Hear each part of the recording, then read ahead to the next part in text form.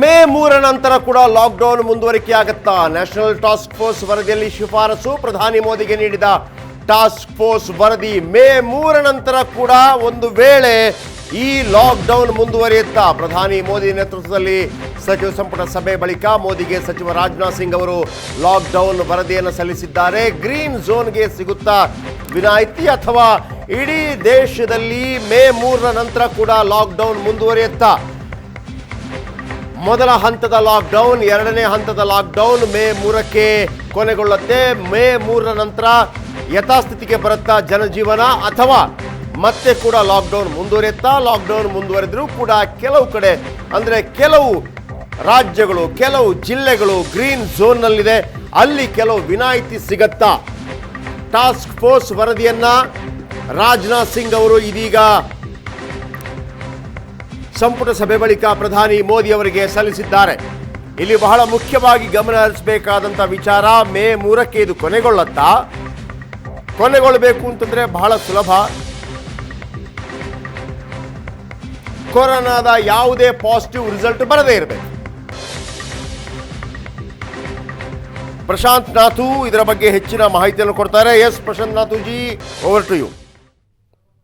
ಜಯಪ್ರಕಾಶ್, ಇವತ್ತು ಬೆಳಗ್ಗೆ 11 ಗಂಟೆಗೆ ಪ್ರಧಾನಮಂತ್ರಿಯವರ ಅಧಿಕೃತ ನಿವಾಸ 7 ಲೋಕ್ ಕಲ್ಯಾಣ್ ಮಾರ್ಗದಲ್ಲಿ ಕೇಂದ್ರ ಸಂಪುಟದ ಆರ್ಥಿಕ ವ್ಯವಹಾರಗಳ ಸಮಿತಿ ಸಭೆ ನಡೆಯಿತು. ಅದರಲ್ಲಿ ಪ್ರಧಾನಿ ನರೇಂದ್ರ ಮೋದಿ, ಹಣಕಾಸು ಸಚಿವೆ ನಿರ್ಮಲಾ ಸೀತಾರಾಮನ್, ರಾಜನಾಥ್ ಸಿಂಗ್, ಅಮಿತ್ ಶಾ ಭಾಗವಹಿಸಿದ್ರು. ಅದರಲ್ಲಿ ಪ್ರಮುಖವಾಗಿ ಎರಡನೇ ಹಂತದ ಲಾಕ್ಡೌನ್ ಆರಂಭವಾದ ನಂತರ ದೇಶದ ಆರ್ಥಿಕ ಸ್ಥಿತಿಗತಿಯ ಬಗ್ಗೆ ಪ್ರಮುಖವಾಗಿ ಚರ್ಚೆ ನಡೆದಿದೆ. ಯಾವ ಎರಡನೇ ಹಂತದ ಒಂದು ಮೆಜರ್ಸ್ ಅನ್ನ ತೆಗೆದುಕೊಳ್ಬೇಕು, ಆರ್ಥಿಕವಾಗಿರ್ತಕ್ಕಂಥ ಸಹಾಯವನ್ನ ದೇಶದ ಅತ್ಯಂತ ಕಡು ಬಡವರಿಗೆ ಏನೇನ್ ಮಾಡಬೇಕು ಅಂತಕ್ಕಂಥದ್ರ ಬಗ್ಗೆ ಕೂಡ ಇವತ್ತು ವಿಸ್ತೃತ ಚರ್ಚೆ ನಡೆದಿದೆ. ಜೊತೆಗೆ ಇಂಟರ್ ಮಿನಿಸ್ಟ್ರಿಯಲ್ ಕಮಿಟಿ ಏನು ರಾಜನಾಥ್ ಸಿಂಗ್ ಅಧ್ಯಕ್ಷತೆಯಲ್ಲಿ ಕಾರ್ಯನಿರ್ವಹಿಸ್ತಾ ಇದೆ, ಲಾಕ್ಡೌನ್ ಸಡಿಲಿಕೆ ಕುರಿತಂತೆ ಕೆಲ ಮಾರ್ಗದರ್ಶಿ ಸೂತ್ರಗಳನ್ನ ಕೂಡ ಅದು ರೂಪಿಸ್ತಾ ಇದೆ. ಅದಕ್ಕೆ ಸಂಬಂಧಪಟ್ಟಂತೆ ಕೂಡ ರಾಜನಾಥ್ ಸಿಂಗ್ ಪ್ರಧಾನಮಂತ್ರಿ ನರೇಂದ್ರ ಮೋದಿ ಅವರಿಗೆ ಒಂದು ವರದಿಯನ್ನ ಸಲ್ಲಿಸಿದ್ದಾರೆ. 11 ಎಂಪವರ್ಡ್ ಕಮಿಟಿಗಳನ್ನ ಪ್ರಧಾನಮಂತ್ರಿ ನರೇಂದ್ರ ಮೋದಿ ರಚಿಸಿದ್ರು.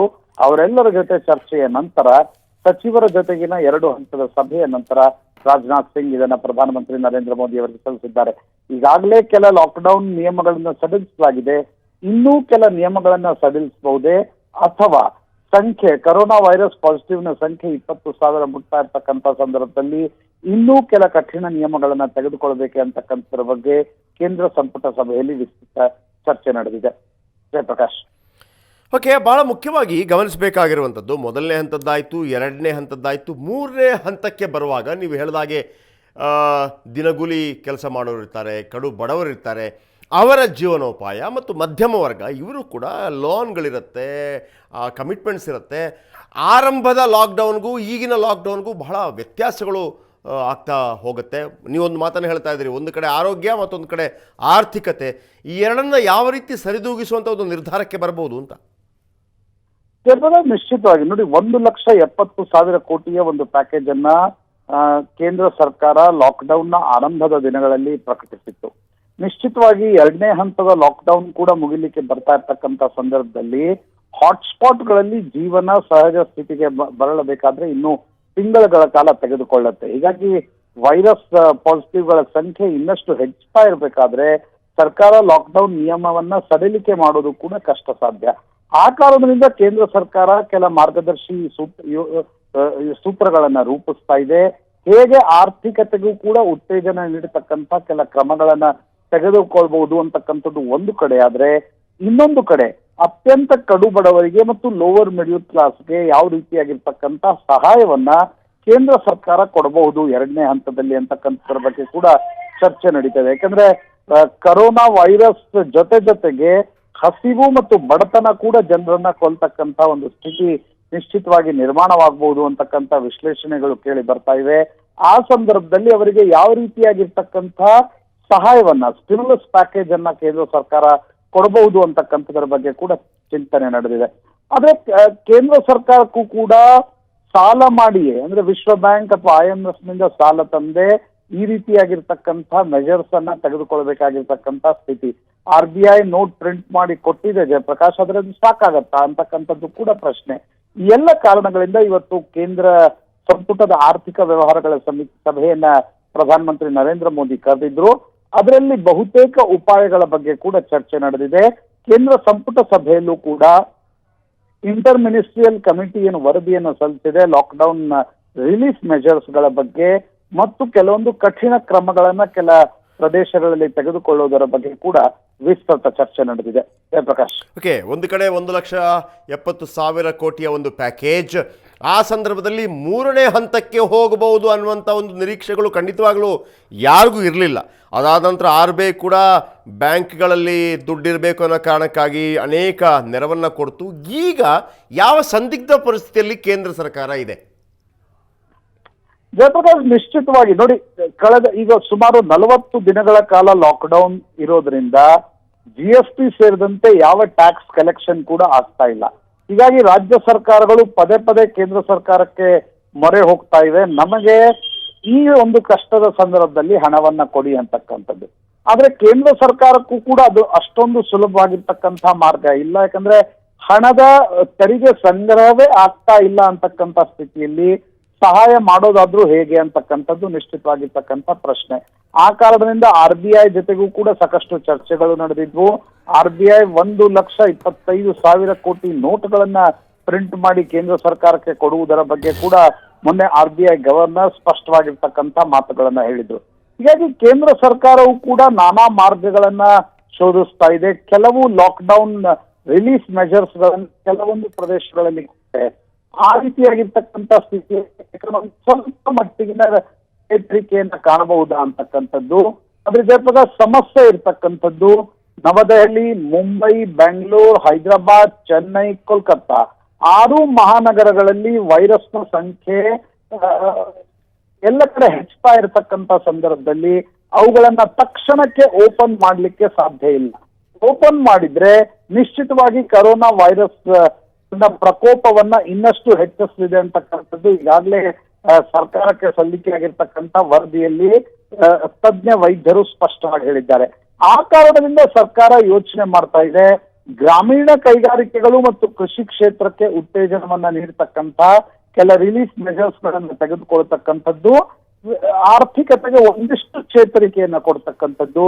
ಆದ್ರೆ ಫೋಕಸ್ ಪಾಯಿಂಟ್ ಸರ್ಕಾರದ್ದು ಮುಂದಿನ 2 ರಿಂದ 3 ತಿಂಗಳು ಆರೋಗ್ಯವೇ ಇರಲಿದೆ. ನಿನ್ನೆ ಕೂಡ ನೀತಿ ಆಯೋಗದ ಏನೊಂದು ಮೆಂಬರ್ ಇದ್ದಾರೆ ಡಾಕ್ಟರ್ ಕೆ ಪಾಲ್, ಪ್ರಧಾನಮಂತ್ರಿ ನರೇಂದ್ರ ಮೋದಿ ಅವರಿಗೆ ಸಲಹೆಯನ್ನ ನೀಡುತ್ತಿರ್ತಕ್ಕಂಥ ಕೆ ಪಾಲ್ ಹೇಳಿರ್ತಕ್ಕಂಥದ್ದು, ಜೂನ್ ನಿಂದ ಜುಲೈವರೆಗೆ ಈ ರೀತಿಯಾಗಿರ್ತಕ್ಕಂಥ ಕಠಿಣ ಲಾಕ್ಡೌನ್ ಕ್ರಮಗಳನ್ನ ತೆಗೆದುಕೊಳ್ಬೇಕಾಗಿ ಬರಬಹುದು. ಯಾಕಂದ್ರೆ ವಿಶ್ವದಲ್ಲಿ ಕರೋನಾ ಪೀಡಿತರ ಸಂಖ್ಯೆ ಇಳಿಕೆ ಆಗದ ಹೊರತು ಭಾರತವನ್ನ ಇದನ್ನ ಪ್ರತ್ಯೇಕವಾಗಿ ಬೇರ್ಪಡಿಸಲಿಕ್ಕೆ ಸಾಧ್ಯ ಇಲ್ಲ. ಇಂಟರ್ನ್ಯಾಷನಲ್ ಟ್ರಾವೆಲ್ಸ್ಗಳು ಶುರು ಮಾಡ್ಲಿಕ್ಕೆ ಸಾಧ್ಯ ಇಲ್ಲ ಅಂತಕ್ಕಂಥದ್ದು. ಹೀಗಾಗಿ ಜಯಪ್ರಕಾಶ್, ನಿಶ್ಚಿತವಾಗಿ ಒಂದು ಕಡೆ ಆರ್ಥಿಕತೆ, ಇನ್ನೊಂದು ಕಡೆ ಆರೋಗ್ಯ, ಇದು ಸರ್ಕಾರವನ್ನ ಚಿಂತೆಗೆ ದೂಡಿರ್ತಕ್ಕಂಥ ಸಂಗತಿ. ಆದ್ರೆ ಏನೇ ಇದ್ರೂ ಕೂಡ ಯಾವುದೇ ಸರ್ಕಾರಕ್ಕೆ ಮೊಟ್ಟ ಮೊದಲು ಬರ್ತಿರ್ತಕ್ಕಂಥದ್ದು ತನ್ನ ಪ್ರಜೆಗಳ ಆರೋಗ್ಯ ಮತ್ತು ಕ್ಷೇಮ. ಆ ಕಾರಣದಿಂದ ಸರ್ಕಾರ ಈ ಚಿಂತನೆಯನ್ನ ನಡೆಸಿದೆ. ಅತ್ಯಂತ ಕಡು ಬಡವರು ಮತ್ತು ಲೋವರ್ ಮಿಡಲ್ ಕ್ಲಾಸ್ ಅನ್ನ ಸ್ಟಿಮ್ಯುಲಸ್ ಪ್ಯಾಕೇಜ್ಗಳ ಮುಖಾಂತರ, ಕೇಂದ್ರ ಸರ್ಕಾರದ ನೇರ ಸಹಾಯದ ಮುಖಾಂತರ ಅವರಿಗೆ ಒಂದಿಷ್ಟು ಸಹಾಯವನ್ನ ನೀಡತಕ್ಕಂಥದ್ದು. ಇನ್ನುಳಿದಂತೆ ಕೆಲ ಆರ್ಥಿಕತೆಗೆ ಉತ್ತೇಜನ ನೀಡತಕ್ಕಂಥ ಕೆಲ ಕ್ರಮಗಳನ್ನ ವೈರಸ್ ಹಬ್ಬದೇ ಇರತಕ್ಕಂಥ ಪ್ರದೇಶಗಳಲ್ಲಿ ತೆಗೆದುಕೊಳ್ತಿರ್ತಕ್ಕಂಥದ್ದು. ಇವೆಲ್ಲವುಗಳ ಬಗ್ಗೆ ಇವತ್ತು ಕೇಂದ್ರ ಸಂಪುಟ ಸಭೆಯಲ್ಲಿ ವಿಸ್ತೃತವಾಗಿ ಚರ್ಚೆ ನಡೆದಿದೆ. ಏನ್ ತೀರ್ಮಾನಗಳನ್ನ ತೆಗೆದುಕೊಂಡಿದ್ದಾರೆ ಅಂತಕ್ಕಂಥದ್ದು ಪ್ರಾಯಶಃ ಇನ್ನೂ ಕೆಲವೇ ಗಂಟೆಗಳಲ್ಲಿ ಸ್ಪಷ್ಟವಾಗಿ ಗೊತ್ತಾಗಲಿದೆ. ಜಯಪ್ರಕಾಶ್, ನೀವೊಂದು ಮಾತನ್ನು ಹೇಳ್ತಾ ಇದ್ರಿ, ಪ್ರಮುಖ ಮಹಾನಗರಗಳಲ್ಲಿ ಸೋಂಕು ಈಗಲೂ ಕೂಡ ಒಂದು ಹಂತಕ್ಕೆ ಬಂದಿದೆ ಅಂತ ಹೇಳುವಂಥ ಪರಿಸ್ಥಿತಿಯಲ್ಲಿ ನಾವಿಲ್ಲ. ಈ ಸಂದರ್ಭದಲ್ಲಿ ಈ ಒಂದು ಕಡೆ ಲಾಕ್ಡೌನ್ ಎಷ್ಟೇ ಮುಂದುವರಿಯಲಿ, ಅಷ್ಟೇ ವೇಗವಾಗಿ ನಾವು ತೀವ್ರಗತಿಯಲ್ಲಿ ಟೆಸ್ಟಿಂಗ್ಗಳು ನಡೆಯದೇ ಇದ್ದರೆ, ಪ್ರತಿಯೊಬ್ಬರ ತಪಾಸಣೆಗಳು ನಡೆಯದೇ ಇದ್ದರೆ, ಹೆಚ್ಚೆಚ್ಚು ತಪಾಸಣೆಗಳಾಗದೇ ಇದ್ದರೆ ಇದು ನಿರಂತರವಾಗಿ ನಡೀತಾ ಹೋಗುತ್ತೆ. ಯಾವಾಗ ಲಾಕ್ಡೌನ್ ಕೊನೆಗೊಳ್ಳುತ್ತೆ ಅಂತಂದರೆ ಟೆಸ್ಟಿಂಗ್ಗಳು ಜಾಸ್ತಿ ಆಗಬೇಕು ಅಂತ ಆರಂಭದಲ್ಲಿ ಸ್ವಲ್ಪ ಪ್ರಾಬ್ಲಮ್ ಇತ್ತು ನಮಗೆ ಬೇರೆ ಬೇರೆ ಕಾರಣಕ್ಕಾಗಿ. ಈಗ ನಾವು ಅದರಲ್ಲಿ ಯಾವ ರೀತಿ ಒಂದು ದೊಡ್ಡ ಹೆಜ್ಜೆಯನ್ನು ಇಟ್ಟಿದ್ದೀವಿ ನಿಮಗೆ ಅನಿಸುತ್ತೆ? ಜಯಪ್ರಕಾಶ್, ಆರಂಭದ ದಿನಗಳಲ್ಲಿ ಭಾರತ ಅತ್ಯಂತ ಕಡಿಮೆ ಟೆಸ್ಟಿಂಗ್ ಮಾಡ್ತಿರ್ತಕ್ಕಂಥ ರಾಷ್ಟ್ರಗಳಲ್ಲಿ ಒಂದಾಗಿತ್ತು. ಸೌತ್ ಕೊರಿಯಾ ಆ ದಕ್ಷಿಣ ಆಫ್ರಿಕಾದಂಥ ರಾಷ್ಟ್ರಗಳಲ್ಲೂ ಕೂಡ ಹೆಚ್ಚೆಚ್ಚು ಟೆಸ್ಟಿಂಗ್ ಗಳನ್ನ ಮಾಡುವುದರ ಮುಖಾಂತರ ಪಾಸಿಟಿವ್ ಬಂದಲ್ಲಿ ಅವರನ್ನ ಕ್ವಾರಂಟೈನ್ಗೆ ಒಳಪಡಿಸುವುದರ ಮುಖಾಂತರ ವೈರಸ್ ಅನ್ನ ತಡಿತಕ್ಕಂಥ ಒಂದು ಪ್ರಯತ್ನಗಳು ಕೂಡ ನಡೆದಿತ್ತು. ಆದ್ರೆ ಭಾರತದಲ್ಲಿ ಟೆಸ್ಟಿಂಗ್ಗಳು ಮೊದಲ ಹಂತದಲ್ಲಿ ಜಾಸ್ತಿ ನಡೆದಿರಲಿಲ್ಲ. ಆದ್ರೆ ನಂತರದ ದಿನಗಳಲ್ಲಿ ಟೆಸ್ಟ್ ಕಿಟ್ ಗಳನ್ನ ಬೇರೆ ಕಡೆಯಿಂದ ಆಮದು ಮಾಡಿಕೊಳ್ತಕ್ಕಂಥ ಒಂದು ಕ್ರಮಕ್ಕೂ ಕೂಡ ಕೇಂದ್ರ ಸರ್ಕಾರ ಮುಂದಾಗಿತ್ತು. ಕಳೆದ ಒಂದು ವಾರದಲ್ಲಿ ಟೆಸ್ಟಿಂಗ್ಗಳ ಸಂಖ್ಯೆ ಕೂಡ ಗಣನೀಯವಾಗಿ ಏರಿಕೆಯಾಗಿದೆ. ಆದ್ರೆ ಕೆಲ ಫಾಲ್ಟಿ ಟೆಸ್ಟ್ ಕಿಟ್ಗಳು ಕೂಡ ಬಂದು ಅನೇಕ ಕಡೆ ಸಮಸ್ಯೆ ಕೂಡ ಉಂಟಾಗಿದೆ. ಇಂಥ ಸಂದರ್ಭದಲ್ಲಿ ಸರ್ಕಾರದ ಮುಂದಿರ್ತಕ್ಕಂಥ ಒಂದು ವಿಕಲ್ಪ ಅಂದ್ರೆ ಅತಿ ಹೆಚ್ಚು ಟೆಸ್ಟಿಂಗ್ ಗಳನ್ನ ನಡೆಸ್ತಕ್ಕಂಥದ್ದು. ಈಗ ಸಿಂಪ್ಟೊಮ್ಯಾಟಿಕ್ ಪೇಷಂಟ್ಸ್ ಗಳಿಗೆ ಮಾತ್ರ ಟೆಸ್ಟಿಂಗ್ ಗಳನ್ನ ಮಾಡ್ತಕ್ಕಂಥ ಒಂದು ಪ್ರಯತ್ನಕ್ಕೆ ಸರ್ಕಾರ ಮುಂದಾಗಿದೆ. ಆದ್ರೆ ಅತಿ ಹೆಚ್ಚು 80% ಆಫ್ ದ ಪೇಷಂಟ್ಸ್ ಆರ್ ಅಸಿಂಪ್ಟೊಮ್ಯಾಟಿಕ್ ಅಂತಕ್ಕಂಥದ್ದನ್ನ ಕೇಂದ್ರ ಸರ್ಕಾರದ ಆರೋಗ್ಯ ಇಲಾಖೆಯೇ ಸ್ಪಷ್ಟವಾಗಿ ಹೇಳ್ತಾ ಇದೆ. ಅಂತ ಪರಿಸ್ಥಿತಿಯಲ್ಲಿ ಅತಿ ಹೆಚ್ಚು ಟೆಸ್ಟಿಂಗ್ ಮಾಡದೆ ಬೇರೆ ವಿಧಿ ಇಲ್ಲ ಅಂತಕ್ಕಂಥದ್ದು ಕೂಡ ಗೊತ್ತಿರುವ ಸಂಗತಿ. ಲಾಕ್ಡೌನ್ ಒಂದು ರೀತಿಯಲ್ಲಿ ಲಾಕ್ಡೌನ್ ಅನ್ನ ಕಡಿಮೆ ಮಾಡಬೇಕಾದ್ರೆ, ಲಾಕ್ಡೌನ್ ಅನ್ನ ತೆರವುಗೊಳಿಸಬೇಕಾದ್ರೆ ನೀವು ಹೇಳಿದಂತೆ ಟೆಸ್ಟಿಂಗ್ಗೆ ಸರ್ಕಾರ ಮುಂದಾಗಬೇಕು. ಆ ಪ್ರಯತ್ನವೂ ಕೂಡ ಕೇಂದ್ರ ಸರ್ಕಾರ ನಡೆಸಿದೆ.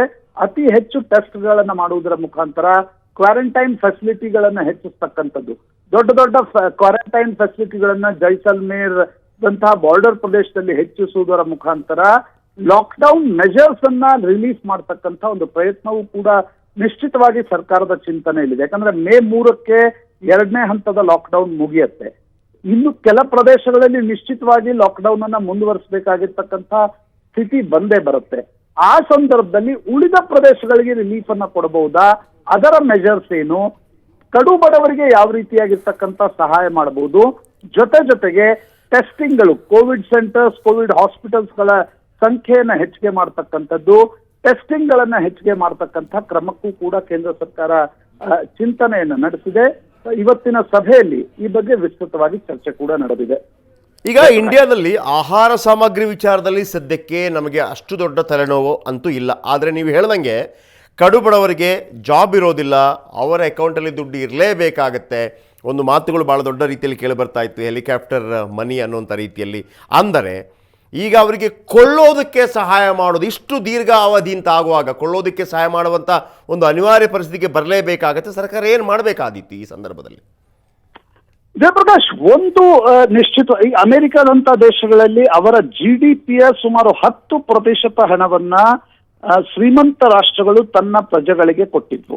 ರಿಲೀಫ್ ಮೆಜರ್ಸ್ ರೂಪದಲ್ಲಿ, ಸ್ಟಿಮ್ಯುಲಸ್ ಪ್ಯಾಕೇಜ್ ನ ರೂಪದಲ್ಲಿ ದೊಡ್ಡ ದೊಡ್ಡ ಮೊತ್ತದ ಹಣವನ್ನ ಅಮೆರಿಕ, ಜರ್ಮನಿ, ಫ್ರಾನ್ಸ್ ದಂತ ದೇಶಗಳು ನಿಶ್ಚಿತವಾಗಿ ಕೊಟ್ಟಿದ್ವು. ಆದ್ರೆ ಭಾರತದಂಥ ಅಗಾಧ ಜನಸಂಖ್ಯೆ ಇರ್ತಕ್ಕಂಥ ಡೆವಲಪಿಂಗ್ ನೇಷನ್ ದಲ್ಲಿ ಇದು ಸಾಧ್ಯವಾ ಅಂತಕ್ಕಂಥದ್ದು ನಿಶ್ಚಿತವಾಗಿ ದೊಡ್ಡ ಪ್ರಶ್ನೆ. ಆದ್ರೆ ಸರ್ಕಾರಕ್ಕೆ ಬೇರೆ ಬೇರೆ ರೀತಿಯಾಗಿರ್ತಕ್ಕಂಥ ಸಲಹೆಗಳು ಕೂಡ ಬಂದಿವೆ.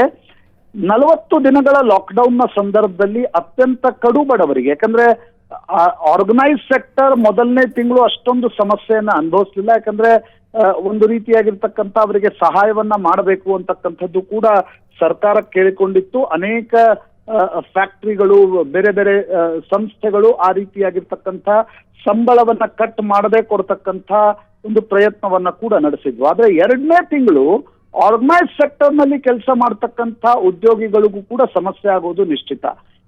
ಜೊತೆಗೆ ಅನಾರ್ಗನೈಸ್ ಸೆಕ್ಟರ್ ನ ಪಾಡಂತರೂ ಹೇಳೋದೇ ಬೇಡ.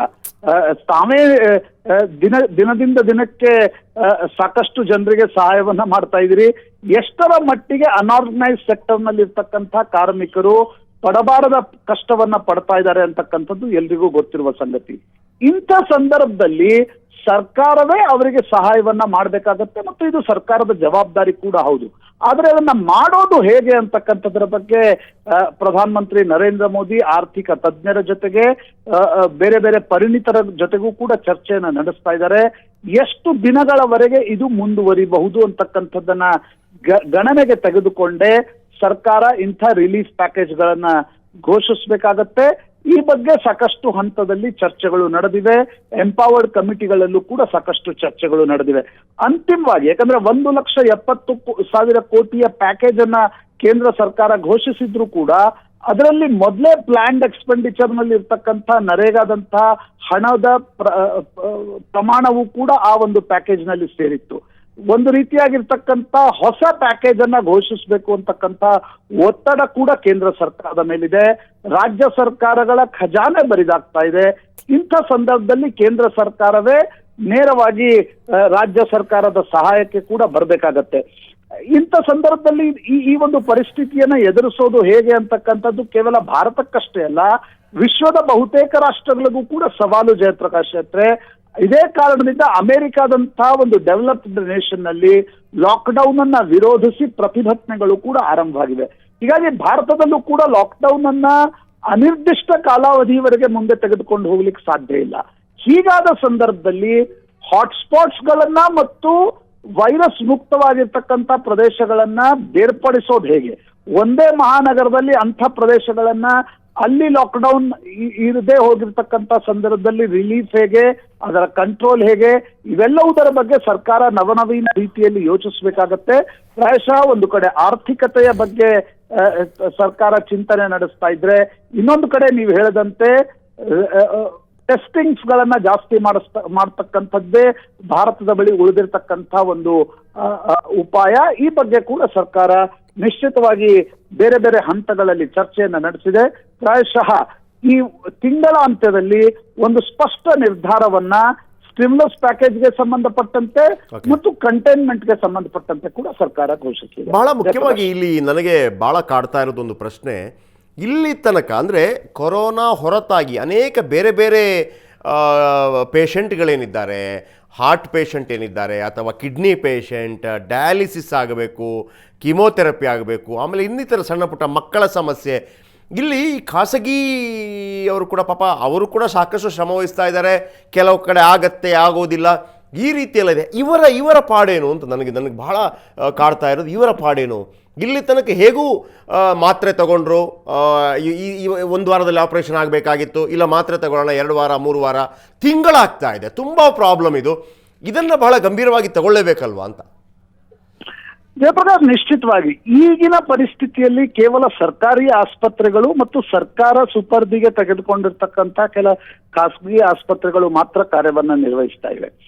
ಒಂದು ವೇಳೆ ಸರ್ಕಾರ ಬಹುತೇಕ ನೀವು ಹೇಳಿರ್ತಕ್ಕಂಥ ಎಲ್ಲ ಒಂದು ರೀತಿ ಮೆಜರ್ಸ್ ಗಳನ್ನ ತೆಗೆದುಕೊಳ್ಬೇಕಾದ್ರೆ ಖಾಸಗಿ ಆಸ್ಪತ್ರೆಗಳ ಸಹಾಯವನ್ನು ಕೂಡ ನಿಶ್ಚಿತವಾಗಿ ಪಡಿಬೇಕಾಗತ್ತೆ. ಆದ್ರೆ ಇವತ್ತಿನ ಪರಿಸ್ಥಿತಿಯಲ್ಲಿ ಕರೋನಾ ಮಹಾಮಾರಿಗೆ ಹೆದರಿ ಬಹುತೇಕ ಖಾಸಗಿ ಆಸ್ಪತ್ರೆಗಳು ಬಾಗಿಲನ್ನ ಬಂದ್ ಮಾಡಿಕೊಳ್ಳುತ್ತಿವೆ.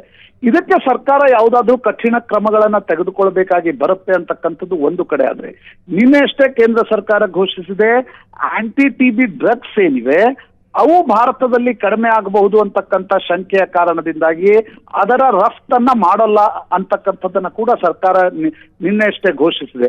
ಈ ರೀತಿ ಬೇರೆ ಬೇರೆ ಕಾಯಿಲೆಗಳ ಮಾತ್ರೆಗಳು ಕೂಡ ನಿಶ್ಚಿತವಾಗಿ ದೊಡ್ಡ ಪ್ರಮಾಣದಲ್ಲಿ ಬೇಕಾಗತ್ತೆ. ಆ ಕಾರಣದಿಂದ ಕೂಡ ಬೇರೆ ಬೇರೆ ಎಂಪವರ್ಡ್ ಕಮಿಟಿ ಸಭೆಗಳಲ್ಲಿ ಈ ಬಗ್ಗೆ ಒಂದು ವಿಸ್ತೃತ ಚರ್ಚೆ ಕೂಡ ನಡೆದಿದೆ. ಜಯಪ್ರಕಾಶ್, ಈ ಬಗ್ಗೆ ಕೂಡ ಸರ್ಕಾರ ಕ್ರಮಗಳನ್ನ ತೆಗೆದುಕೊಳ್ಳದೆ ಹೋದ್ರೆ ಅನೇಕ ಕಡೆ shortage of medicine big problem ಅಂತಕ್ಕಂಥದ್ದು. ಕೇವಲ ಕೋವಿಡ್ ಪೇಷಂಟ್ಸ್ ಗಳಿಗೆ ಮಾತ್ರ ಸರ್ಕಾರಿ ಆಸ್ಪತ್ರೆಗಳಲ್ಲಿ ಏನೊಂದು ಚಿಕಿತ್ಸೆ ದೊರೀತಾ ಇದೆ. ಬೇರೆ ಬೇರೆ ಹೃದಯ ಸಂಬಂಧಿ ಕಾಯಿಲೆಗಳು, ಕಿಡ್ನಿ ಸಂಬಂಧಿತ ಕಾಯಿಲೆಗಳು, ನೀವು ಹೇಳಿದಂತೆ ಡಯಾಲಿಸಿಸ್, ನೀ ರಿಪ್ಲೇಸ್ಮೆಂಟ್ ಮಾಡಿಸ್ತಕ್ಕಂಥವ್ರು, ನೀ ಸಮಸ್ಯೆ ಇರ್ತಕ್ಕಂಥವ್ರು, ಇವರೆಲ್ಲರಿಗೂ ಕೂಡ ರಿಲೀಫ್ ಮೆಜರ್ಸ್ ಗಳನ್ನ ಕೊಡಬೇಕಾದ್ರೆ ಖಾಸಗಿ ಆಸ್ಪತ್ರೆಗಳ ಬಾಗಿಲನ್ನ ತೆರಿಬೇಕಾಗಿರ್ತಕ್ಕಂಥ ಒಂದು ಕಠಿಣ ಕ್ರಮಕ್ಕೆ ಸರ್ಕಾರ ಮುಂದಾಗಬೇಕು. ಅದಕ್ಕೆ ಪರ್ಸನಲ್ ಪ್ರೊಟೆಕ್ಷನ್ ಎಕ್ವಿಪ್ಮೆಂಟ್ ಗಳ ಸಂಖ್ಯೆ ಕೂಡ ಗಣನೀಯವಾಗಿ ಹೆಚ್ಚಳವಾಗಬೇಕು. ಖಾಸಗಿ ಆಸ್ಪತ್ರೆಗಳು ಹೇಳ್ತಾ ಇರ್ತಕ್ಕಂಥದ್ದು ನಮ್ಗೆ PPE ಕಿಟ್ಗಳು ಸಿಗ್ತಾ ಇಲ್ಲ, ಪ್ರೊಟೆಕ್ಷನ್ಸ್ ಗೇರ್ಗಳಿಲ್ಲ, ಆ ಕಾರಣದಿಂದ ನಾವು ಆಸ್ಪತ್ರೆ ಬಾಗಿಲನ್ನು ತೆಗೆತಕ್ಕಂಥ ಸ್ಥಿತಿಯಲ್ಲಿಲ್ಲ ಅಂತಕ್ಕಂಥದ್ದು. ಆ ಕಾರಣದಿಂದ ಸರ್ಕಾರ ಪ್ರಾಯಶಃ ಕೆಲ ರಿಲೀಫ್ ಮೆಜರ್ಸ್ ಗಳನ್ನ, ಕೆಲ ಕಠಿಣ ಕ್ರಮಗಳನ್ನ ಕೂಡ ಮುಂದಿನ ದಿನಗಳಲ್ಲಿ ತೆಗೆದುಕೊಳ್ಳಬೇಕಾಗಿ ಬರ್ಬೋದು.